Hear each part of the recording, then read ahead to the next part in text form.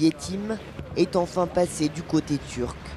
Pourtant, cette frontière est toujours fermée. Il a donc dû la traverser depuis la Syrie illégalement, moyennant 270 €. C'était très dangereux, il faisait nuit noire et c'est très difficile de traverser la frontière turque car les soldats ont le droit de vous tirer dessus. Et en plus, une fois la frontière passée, il faut encore marcher 2 km à pied.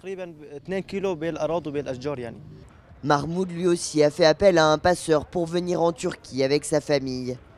Depuis 10 jours, il vit à Kilis. Il est à seulement 5 km de la Syrie et pourtant, c'est une nouvelle vie. Il n'y a pas de bombardement ici.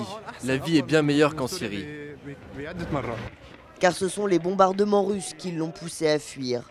Il vivait à 30 km au nord d'Alep. Ces dernières semaines, les raids se sont intensifiés. Les avions n'arrêtaient pas de tourner au-dessus de la ville.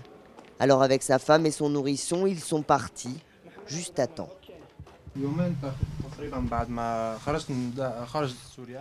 2 jours après avoir quitté la Syrie, un ami m'a appelé pour me dire qu'un missile était tombé sur ma maison et que tout était détruit. J'avais laissé toutes nos affaires là-bas et maintenant, tout a brûlé. Cette offensive menée par le régime de Bachar el-Assad, qui a déjà fait plusieurs dizaines de milliers de déplacés, est également particulièrement meurtrière. Depuis le 1er février, plus de 500 personnes seraient mortes dans la province d'Alep, selon l'Observatoire syrien des droits de l'homme.